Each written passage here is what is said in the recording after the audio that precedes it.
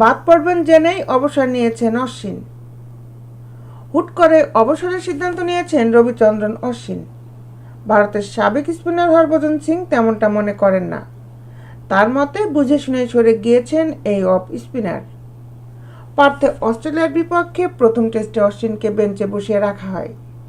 তিনি অ্যাডিলেডে দিন রাতের টেস্ট ম্যাচটি খেলেছিলেন, কিন্তু তৃতীয় টেস্টের জন্য ফের বেঞ্চে ছিলেন।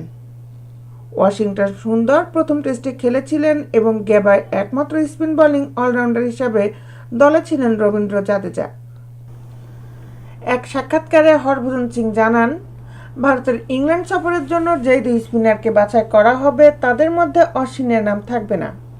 সেই কারণেই এই অভিজ্ঞ স্পিনার অবসরের সিদ্ধান্ত নিয়েছিলেন। অশ্বিন বুঝেছিলেন তার জন্য খেলাকে বিদায় জানানোর সময় এসেছে। হরভজন সিং আরও বলেন, তাদের সিদ্ধান্তে আমি হতবাক। চলমান সিরিজের মাঝখানে এত বড় সিদ্ধান্ত আসাটা অবশ্যই বিস্ময়কর।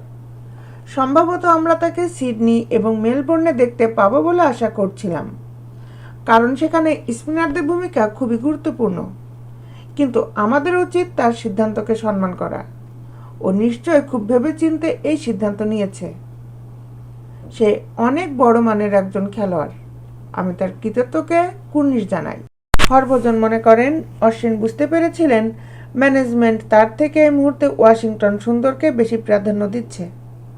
তিনি বলেন, এদিক ওদিক থেকে যা শুনছি তাতে হয়তো অশ্বিন বুঝতে পেরেছিল তার জায়গায় ওয়াশিংটন সুন্দরকে প্রাধান্য দেওয়া হবে। ইংল্যান্ডে 5টি ম্যাচ খেলতে হবে, যেখানে মাত্র 2জন স্পিনার যাবে। সেই স্পিনার কারা হবে এমন অনেক কথাই মাথায় ঘুরপাক খাচ্ছে। আমি শুধু বলতে পারি এই সিদ্ধান্তটি তার পক্ষে এত সহজ ছিল না।